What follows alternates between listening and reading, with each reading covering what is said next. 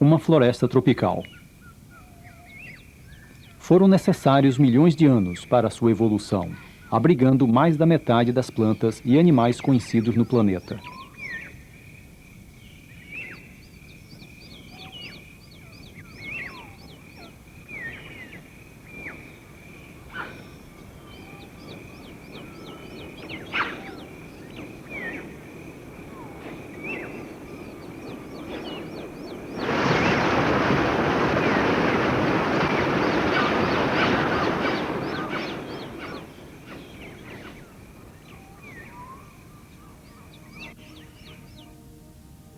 Há 1 milhão de anos, um manto florestal como este cobria a África Central e Ocidental. Pouco a pouco, os trópicos tornaram-se mais frios e secos, à medida em que os continentes do norte eram paralisados pela era glacial. A floresta tropical úmida reduziu-se a refúgios nas regiões montanhosas, onde algumas plantas e animais conseguiram sobreviver. E ali, a evolução da vida da floresta continuou. Mais tarde, a camada de gelo retrocedeu. As chuvas cálidas voltaram e a floresta tornou a se expandir. Os refúgios resistiram a todas estas mudanças, e entre os restos da floresta tropical mais antiga encontram-se as florestas costeiras do Camerun.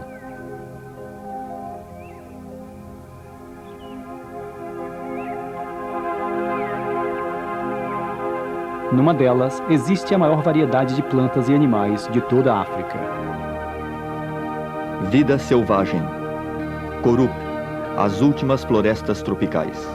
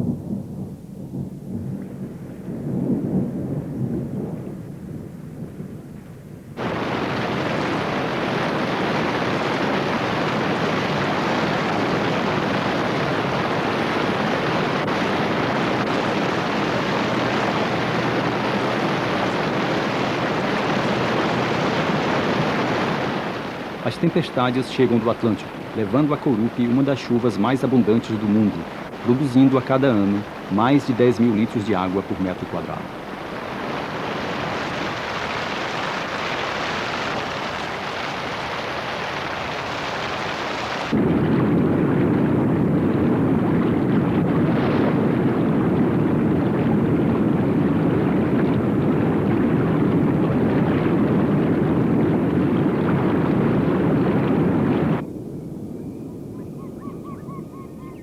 À medida que a floresta seca, o calor e a umidade criam condições quase perfeitas para o crescimento das plantas.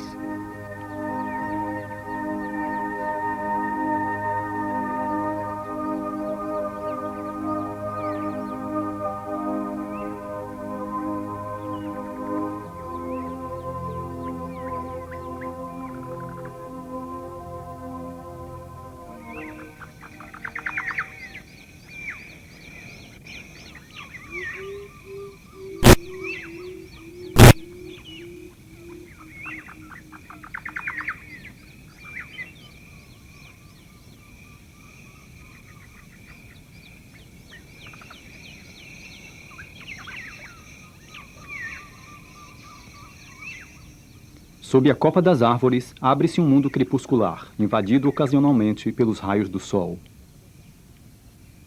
Aqui, na escuridão úmida, as plantas e os animais precisam estar preparados para sobreviver.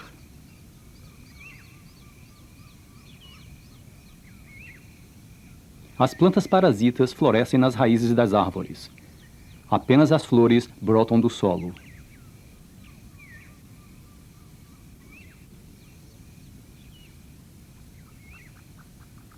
A luz entrecortada é ideal para as begônias e para as samambaias. O camaleão pigmeu é o segredo vivo da longevidade do coru. É um dos muitos animais que apenas são encontrados nesta parte do Camerun e que estava aqui antes mesmo da era glacial.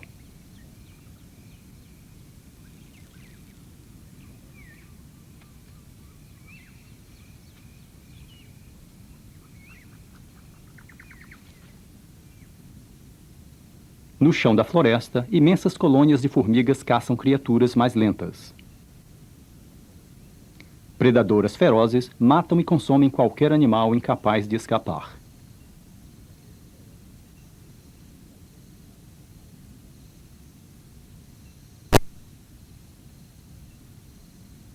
Há uma incrível variedade de borboletas.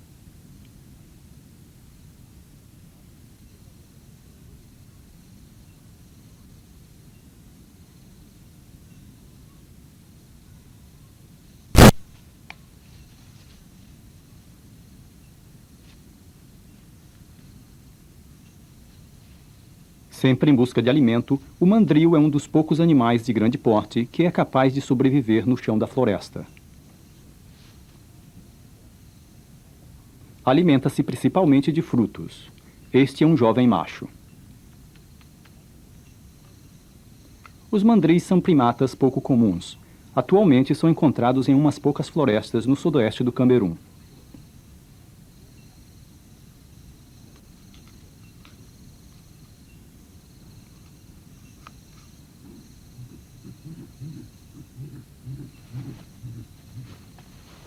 Buscam alimento em grupos ruidosos, numa vasta zona, rastreando o solo em busca de raízes, insetos e frutos.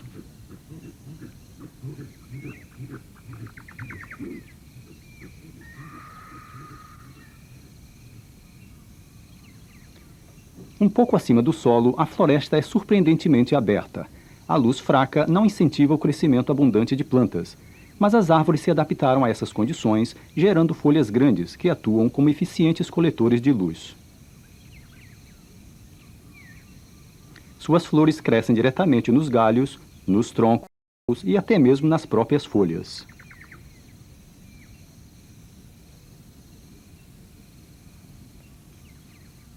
Seus frutos fazem exatamente o mesmo.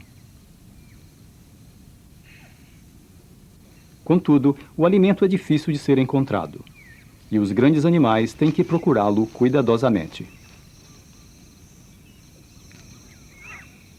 O mangabê de pescoço branco é um parente próximo do mandril.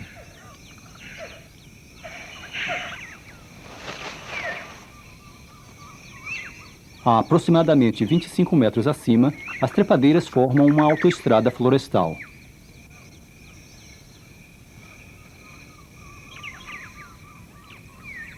Do chão até as copas, a floresta muda, e cada nível proporciona oportunidades específicas às plantas e animais. Algumas árvores crescem mais de 50 metros. Imediatamente abaixo das copas das árvores, grupos de macacos procuram alimento.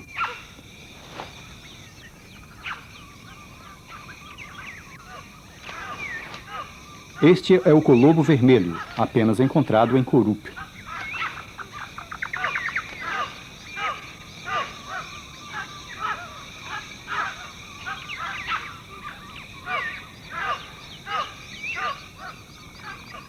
O colobo se mistura livremente com outras espécies de macacos, como o cercopiteco de nariz branco.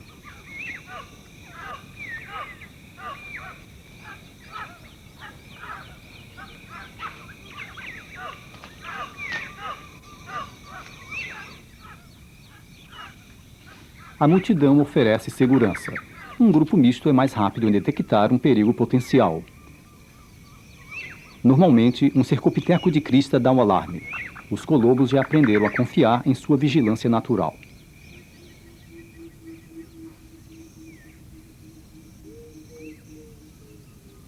O nível superior da floresta está formado por enormes árvores que se elevam até a luz solar, destacando-se claramente do resto. Aqui, a uns 60 metros de altura, está o ninho da águia coroada.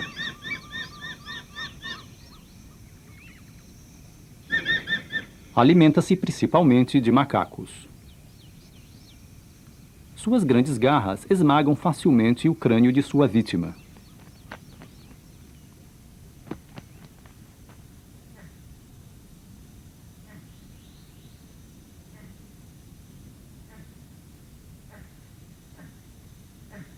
O filhote será alimentado no ninho por mais de um ano, até que seja bastante forte para caçar.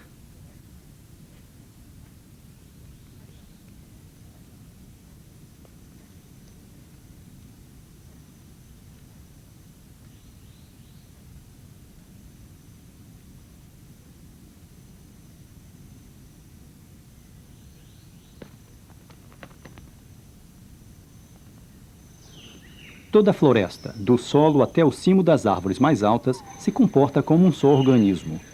A floresta não é apenas árvores, nem os animais vivem sós. Os animais e as plantas, juntos, formam a floresta. As árvores proporcionam o marco nesta comunidade cuidadosamente equilibrada. Mas as árvores devem proteger-se a si mesmas, se querem sobreviver entre tantos animais famintos.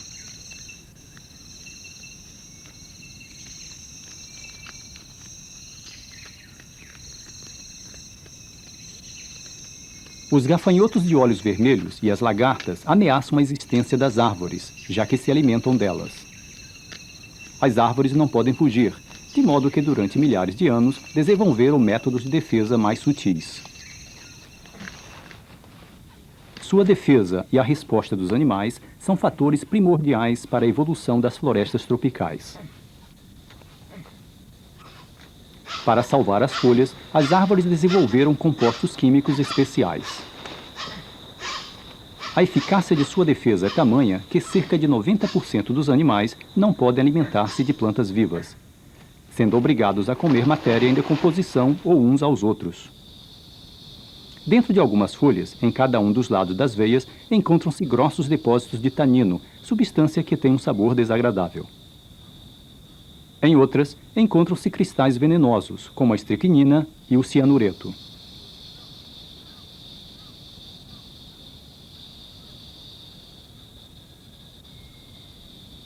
A lignina, vista aqui em vermelho, fortalece as folhas, tornando-as difíceis de digerir. Estas defesas químicas obrigaram a muitos animais, como o colobo, a desenvolver um comportamento alimentar especializado. As folhas novas, de vermelho brilhante, têm poucos compostos protetores. A proteção se desenvolve depois, quando amadurecem e tornam-se verdes. Os macacos aprenderam a selecionar as folhas novas e a evitar as folhas mais velhas, as tóxicas. Os colobos são ágeis e acrobáticos e vão de árvore em árvore, selecionando folhas de distintas espécies. Embora os macacos não parem de se deslocar de um lugar para outro, muitas folhas sobrevivem até a idade madura.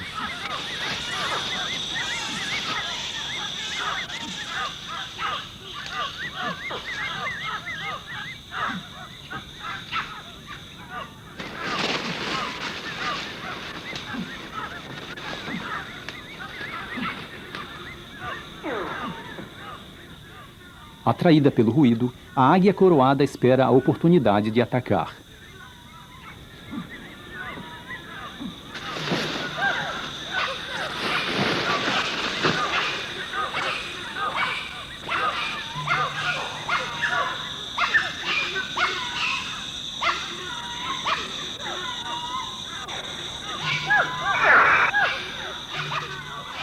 Na maioria das vezes, os macacos notam a presença da águia e soam o alarme.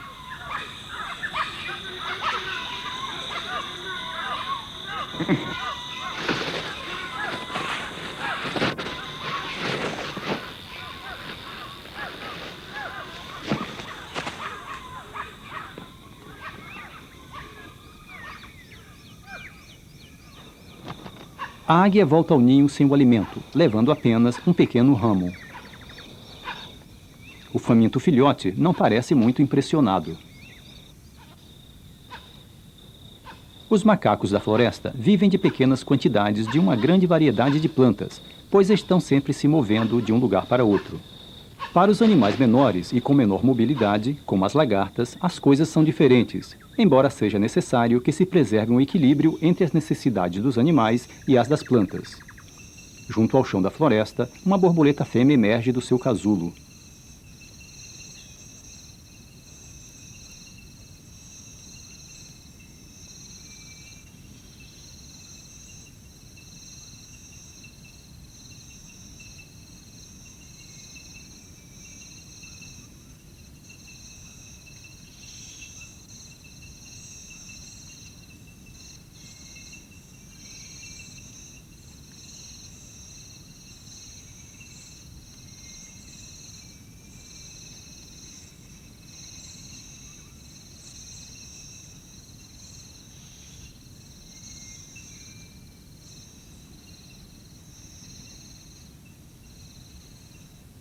Agora tem apenas um objetivo: encontrar uma rícia, a única planta em que seus ovos sobrevivem. Uma busca que pode levar várias horas. A procura, provando folha por folha, dá-se por meio de receptores especiais que se encontram nas suas patas traseiras.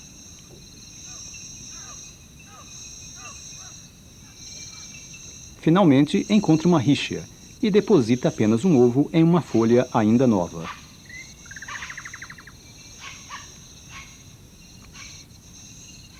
Depois de sair do ovo, a lagarta come a bolsa do seu próprio ovo e começa a complexa pauta de comportamento da qual depende sua sobrevivência e também a da rícia. As folhas da rícia, completamente desenvolvidas, são indigestas, de modo que a lagarta deve desenvolver-se sobre uma folha ainda nova. Primeiro inspeciona toda a folha. Se a folha não é suficientemente grande para mantê-la alimentada, a lagarta ficará inativa até que a folha cresça, mas precisará alimentar-se antes que a folha desenvolva seus compostos protetores.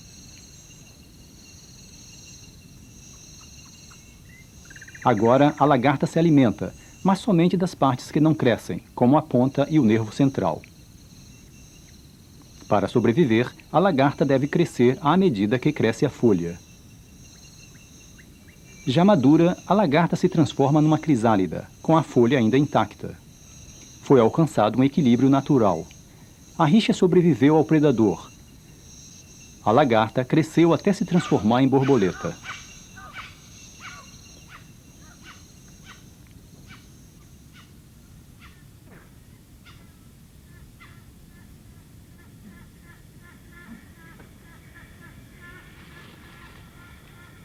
Estes macacos parecem estar comendo a folha de um pentadesma.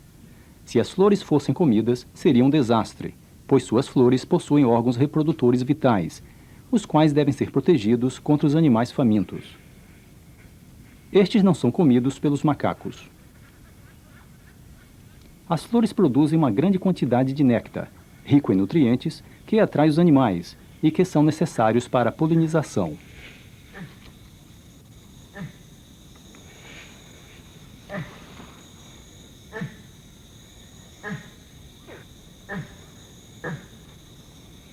Numa floresta onde a comida é escassa, o néctar é uma fonte de alimento vital para o macaco. As partes reprodutoras das flores estão protegidas por uma alta concentração de tanino, o que faz com que elas não sejam comestíveis. Enquanto o macaco bebia, esfregou sua barbicha contra o pólen amarelo.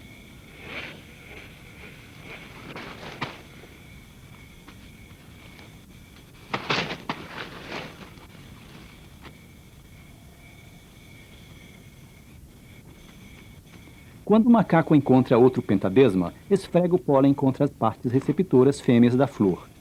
A flor de pentadesma é então polinizada. Longe de lhe causar qualquer dano, o macaco ajuda a espécie da planta a sobreviver.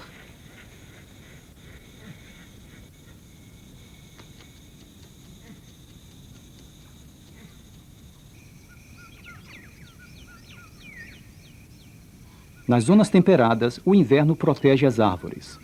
Durante 5 meses ao ano, estão a salvo dos predadores. Aqui nos trópicos não há inverno rigoroso, de modo que as plantas e os animais podem coexistir por todo o ano.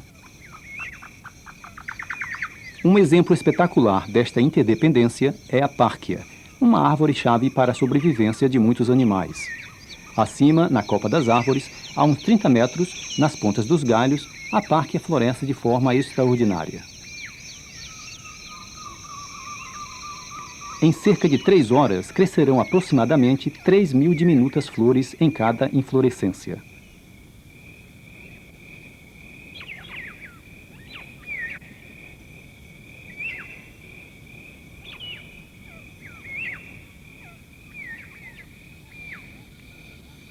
Aqui também, o que importa é o néctar, e um nectarídeo é atraído pelas primeiras gotas produzidas com o pôr do sol. E também as abelhas. Ao anoitecer, as flores da párquia produzem grandes quantidades de néctar.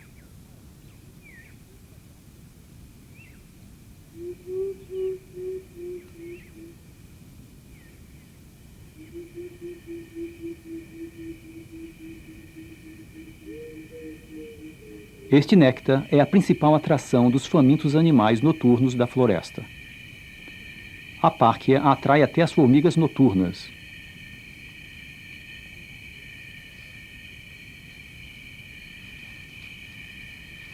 As flores têm um rico perfume semelhante ao cheiro do pêssego, o que atrai a um lorisídeo.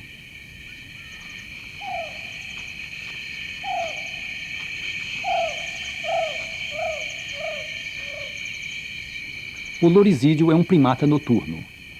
Embora seus olhos sejam grandes, confia em seu agudo olfato para localizar alimentos.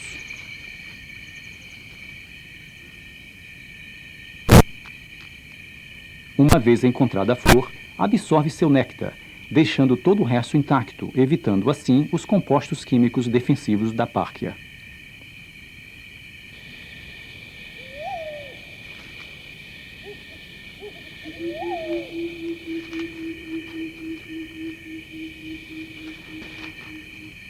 Um marganaz bebe um pouco do néctar e retrocede.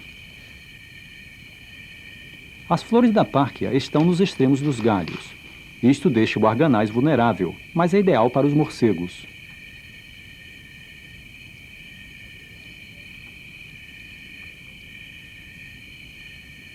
À medida que o morcego absorve o néctar, esfrega o peito contra as flores.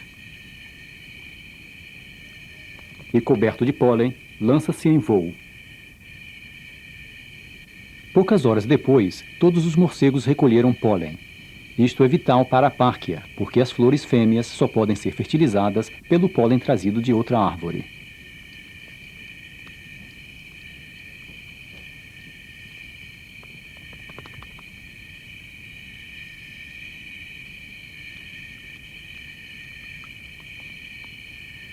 Os morcegos têm uma memória excelente e seguem rotas regulares de alimentação. Visitam muitas árvores de párquia durante uma única noite, de modo que as flores fêmeas têm várias oportunidades de serem polinizadas.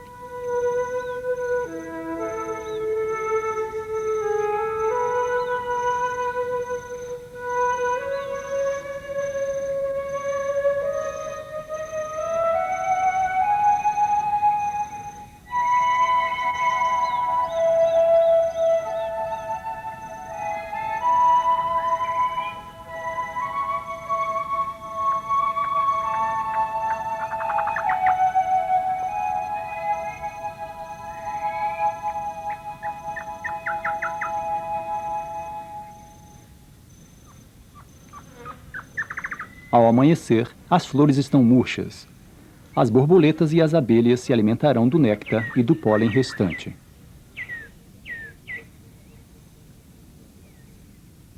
Nos próximos dias, o florescimento diminui gradativamente.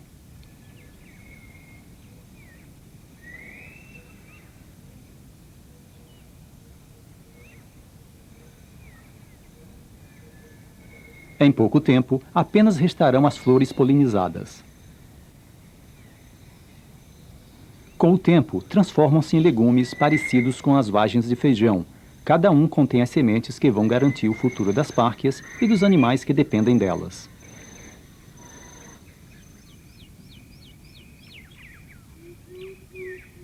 Depois da polinização, diversas espécies de árvores precisam de algum meio para dispersar as sementes até os lugares onde possam germinar.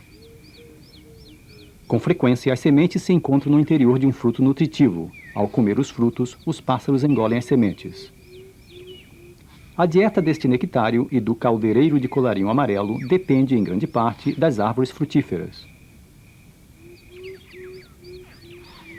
As sementes da alcornéia são indigestas, estando protegidas por compostos químicos. Passam intactas pelo sistema digestivo dos pássaros.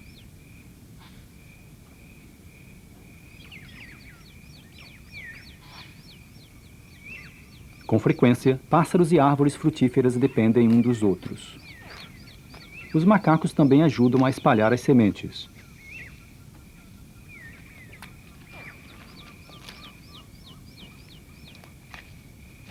O mangabeia é vulnerável aos predadores enquanto se alimenta nas copas das árvores, a céu aberto.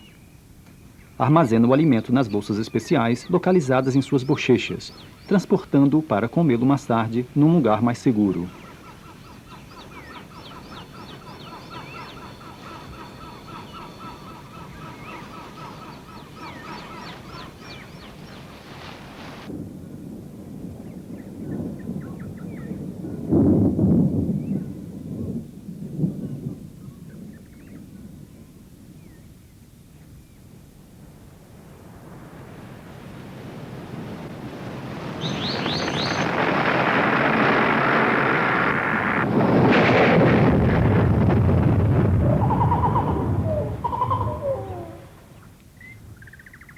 Ao cair, este gigante da floresta deixou a descoberto sua própria silhueta na copa da árvore, permitindo a entrada da luz até o chão da floresta.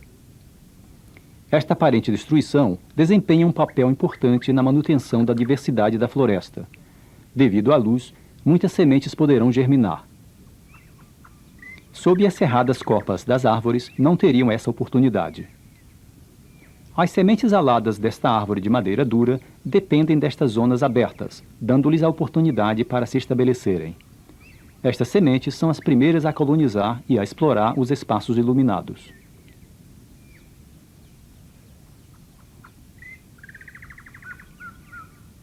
Levadas pelo vento, algumas sementes aterrissam em condições ideais.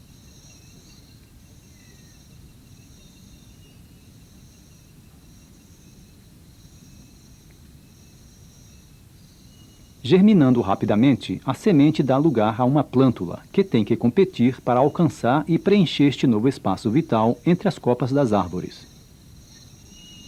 Uma pigmentação vermelha brilhante protege as folhas durante o crescimento dos efeitos nocivos da radiação solar. A árvore jovem cresce rapidamente em direção à luz e toda a sua energia se concentra na produção das folhas.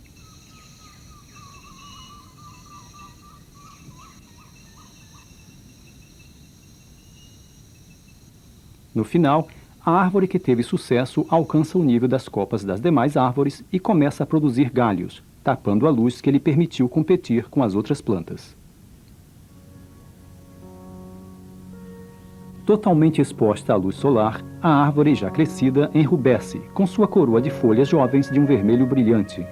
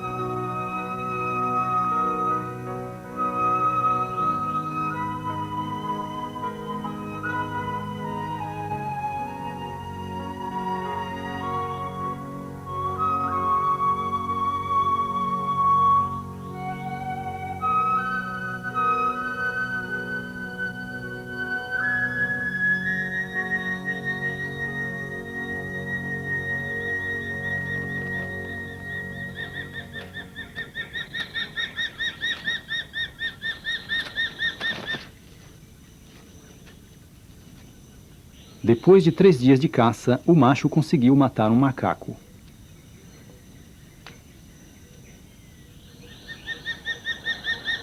A fêmea se lança sobre a caça.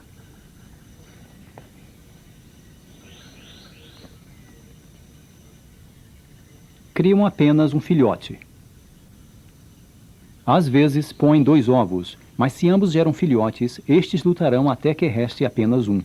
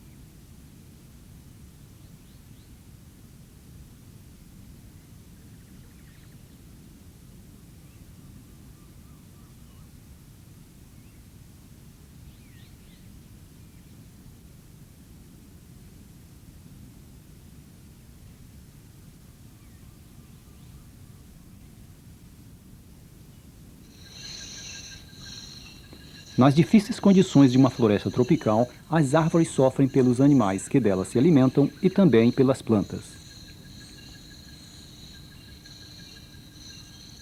Muitas vezes, as folhas são colonizadas por musgos e líquens. Isto reduz bastante sua capacidade de absorver a luz. Como consequência, reduz-se a capacidade competitiva das árvores. Em um meio tão competitivo, ter boa saúde é essencial para as árvores. As orquídeas e as trepadeiras têm um efeito debilitador semelhante e, neste caso, os protetores químicos não servem para nada. Uma árvore em particular, a barteria, resolveu esse problema desenvolvendo uma relação especial com uma espécie de formiga. A formiga rainha chega a esta parteria para começar sua colônia. Investiga cuidadosamente para assegurar-se de que se trata de uma barteria e de que não está ocupada.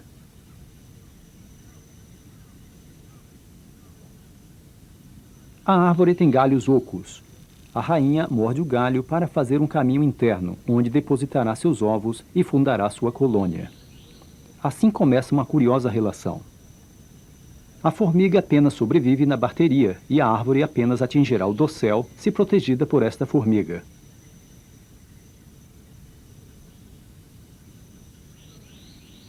À medida que as primeiras formigas operárias negras vão chegando, se deparam com as agressivas formigas tecedoras vermelhas.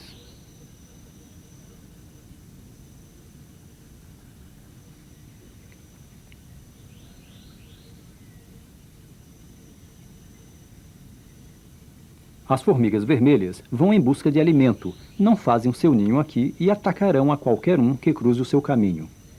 As formigas negras da nova colônia retrocedem até os seus galhos ocos.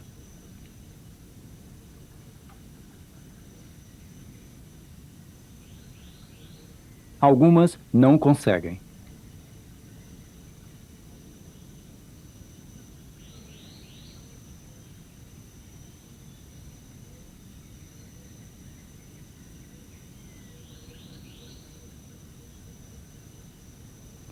A sobrevivência da barteria depende da habilidade das formigas negras em expulsarem as tecedoras e de manterem controle sobre a árvore.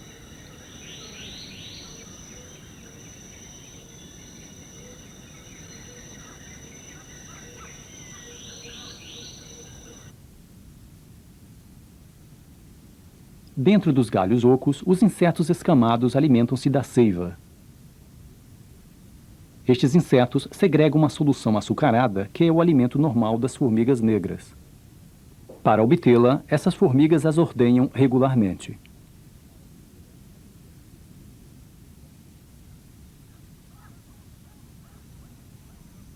À medida que a colônia cresce, a distribuição de forças muda a seu favor. A batalha pode continuar durante semanas, até que as formigas vermelhas sejam finalmente expulsas.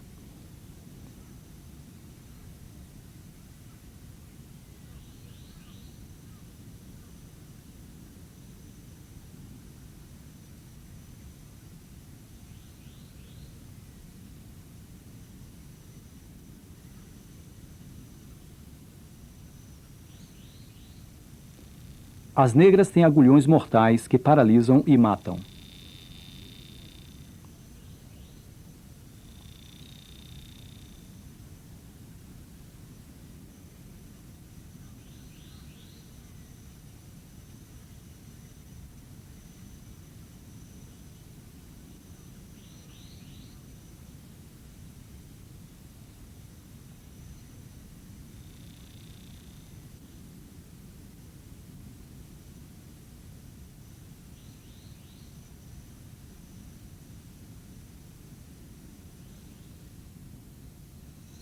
Abaixo, no chão da floresta, um hemíptero busca as formigas que caíram.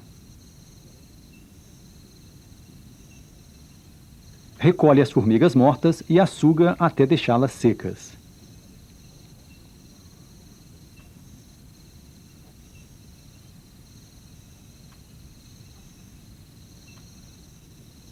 De maneira bizarra, carrega os cadáveres nas costas, camuflando-se contra os predadores.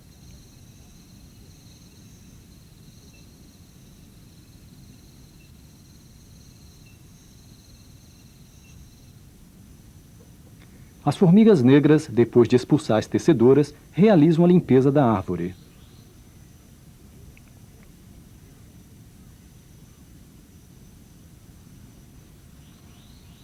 Algumas descem até a base, onde cortam as devastadoras trepadeiras e as matam.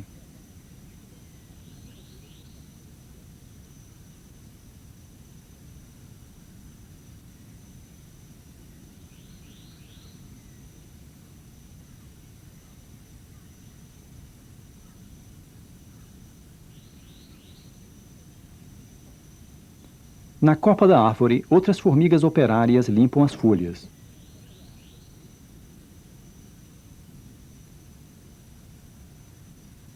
Sob o manto protetor de seda, esta lagarta escapa à atenção das formigas e de outros predadores, alimentando-se sob a folha com toda segurança. Mas as formigas negras não a toleram, e a lagarta é expulsa.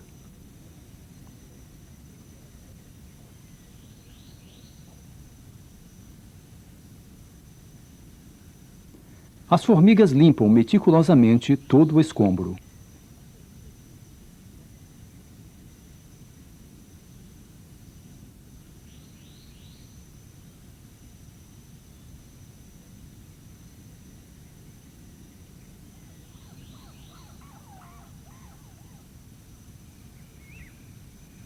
Limpa de todos os insetos, a barteria já pode competir eficientemente com outras árvores, protegida por suas formigas.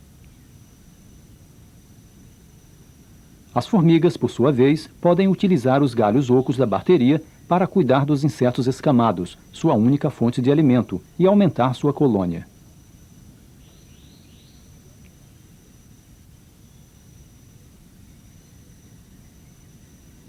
As formigas tecedoras voltam à sua árvore.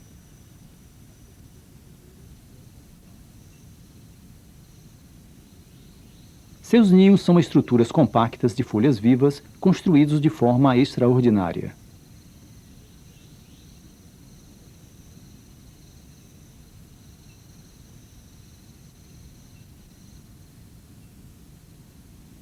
As formigas operárias utilizam suas próprias larvas para cozer as folhas.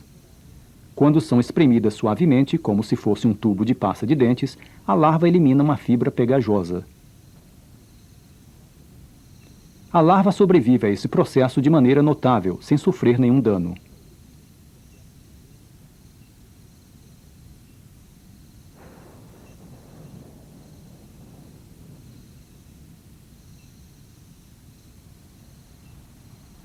Dentro do ninho, as formigas operárias preparam a rainha para o voo.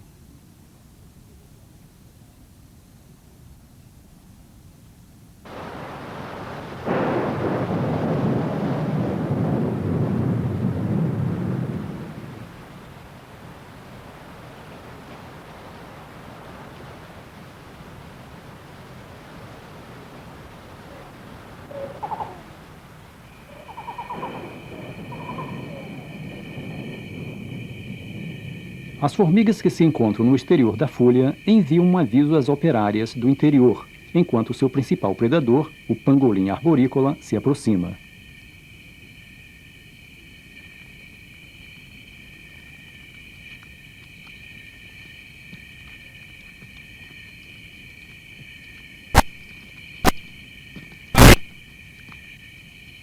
O pangolim utiliza sua longa e pegajosa língua para capturar as formigas. As escamas do seu corpo proporcionam proteção contra os dolorosos agulhões.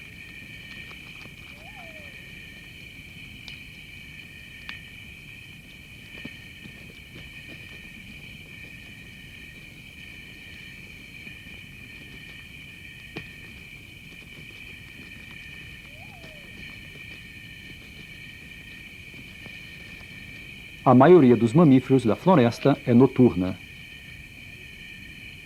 O aguantibo busca alimento apenas durante a noite.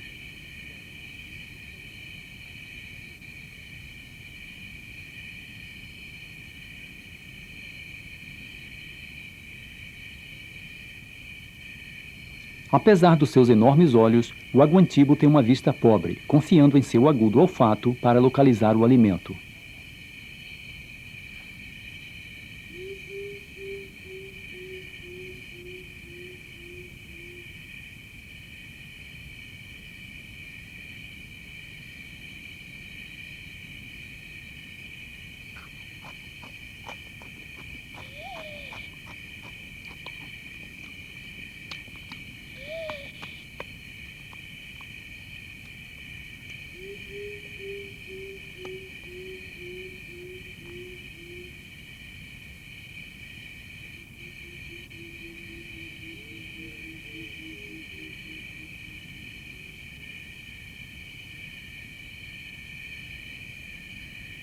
Outro estranho habitante desta floresta africana é o esquilo voador pigmeu.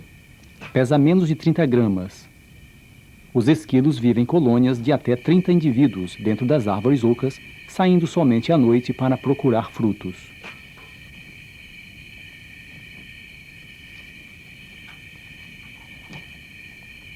Umas asas especiais, em forma de membrana, unem seus membros, permitindo-lhes planar curtas distâncias.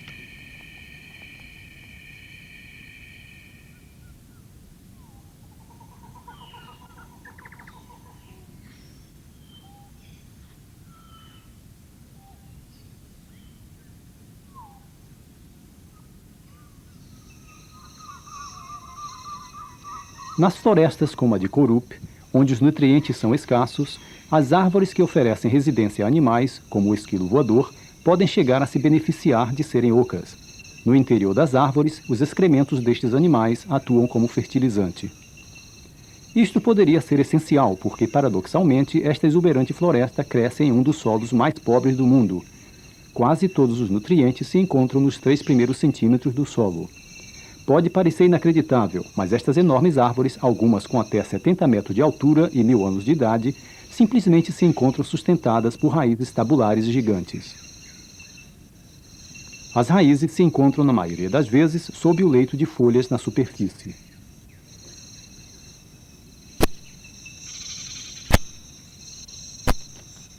As folhas mortas caem no solo durante todo o ano. Os fungos decompõem estas folhas, absorvendo os nutrientes vitais até reduzi-las a esqueletos.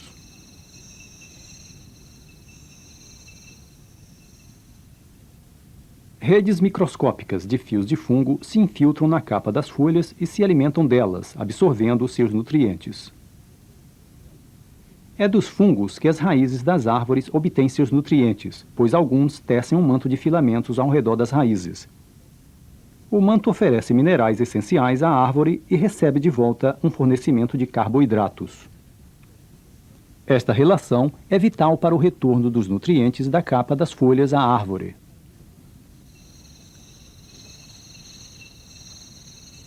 Quando as condições são adequadas, os filamentos do fungo se estreitam, formando uma estrutura que se assemelha a um fruto, o cogumelo.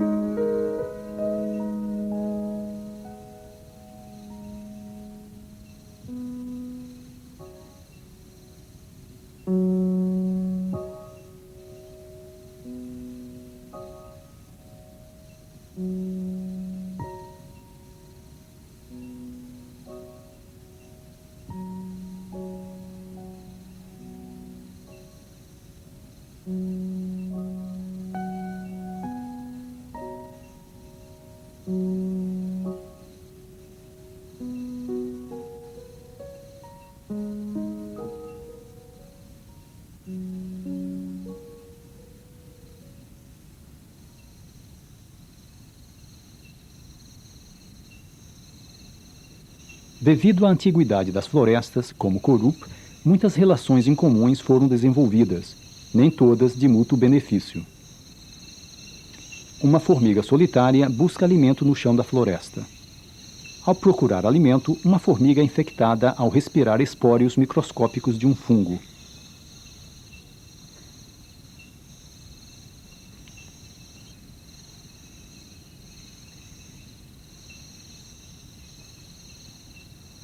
Nos dias seguintes, o fungo cresce em seu cérebro e o comportamento da formiga muda. Pela primeira vez em sua vida, começa a subir pelos arbustos.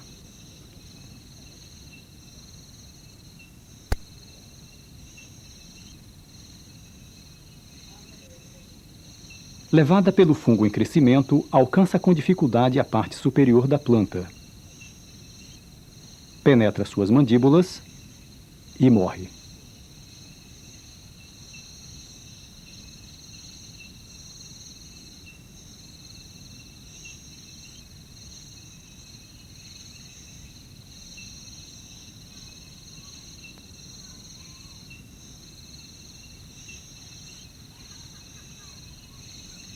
Durante umas semanas, o fungo continua alimentando-se do corpo da formiga morta.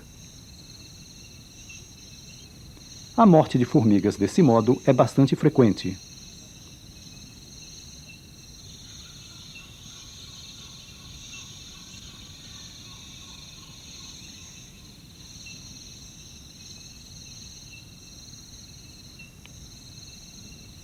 Os espórios alaranjados do fungo caem, infectando outras formigas.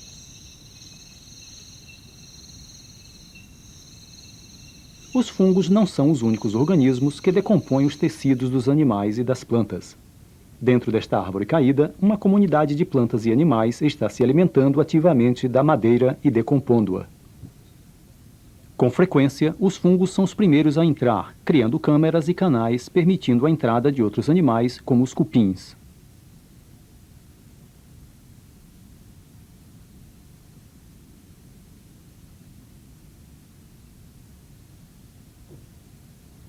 Grande parte da madeira caída desta floresta é decomposta por cupins. No entanto, são incapazes de digerir a madeira por si mesmos. Dentro do estômago dos cupins, uma grande quantidade de organismos unicelulares trabalha ativamente. Estes organismos digerem a madeira morta que os cupins engolem e produzem açúcares simples, que é alimento para o cupim. Sem estes organismos, os cupins morreriam e a floresta não poderia sobreviver da maneira atual. As larvas do besouro são os primeiros invasores do centro da floresta. Com um apetite insaciável, penetram nas madeiras mais duras, abrindo canais.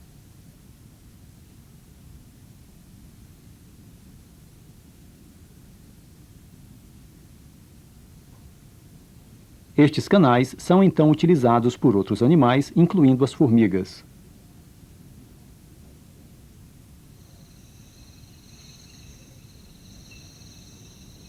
As formigas legionárias são nômades e suas imensas colônias percorrem o chão da floresta à procura constante de presas. Os soldados protegem a implacável coluna de operárias.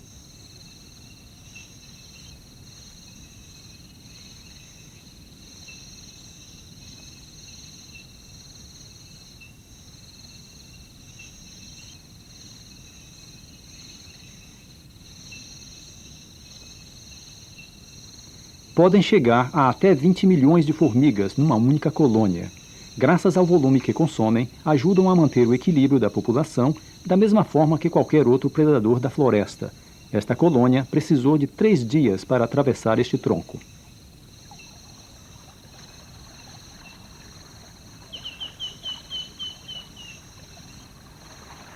A cristalina água doce está quase desprovida de nutrientes, absorvidos pelas árvores antes que pudessem alcançar os rios. Esta enorme comunidade de plantas e animais depende dos micro-organismos do solo. Com sua ajuda, a floresta sobrevive num dos solos mais pobres do mundo, interceptando os nutrientes antes que se percam ou sejam arrastados a outro lugar. Qualquer perturbação deste delicado equilíbrio poderia reduzir sua capacidade de manutenção. E se a floresta desaparecer, só restarão arbustos desabitados.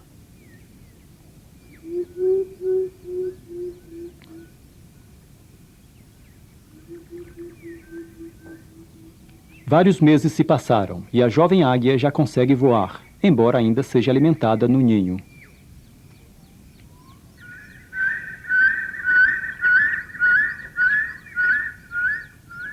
Seu futuro, como topo da cadeia alimentar, está intimamente ligada à sobrevivência da comunidade florestal lá embaixo.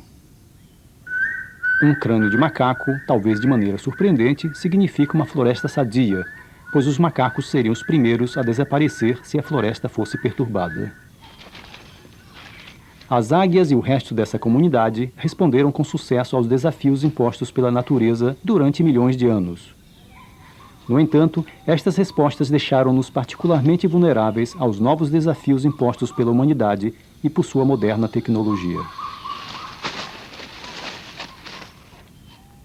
Ainda que altamente especializados, não são capazes de readaptar-se aos novos tempos.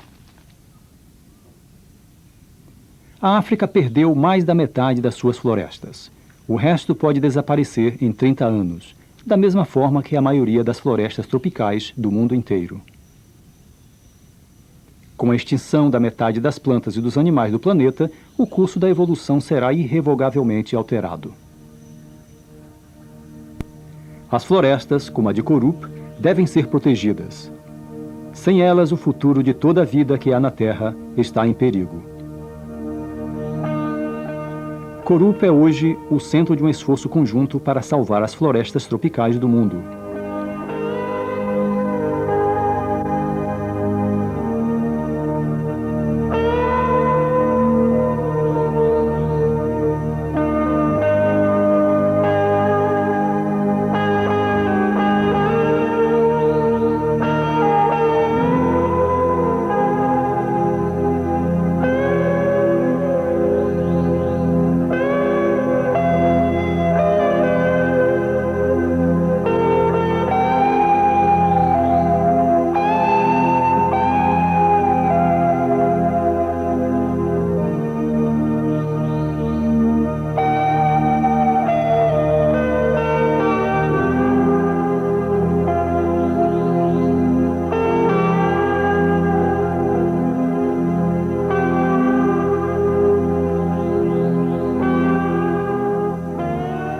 Dedicado ao presidente e ao povo do Camerun.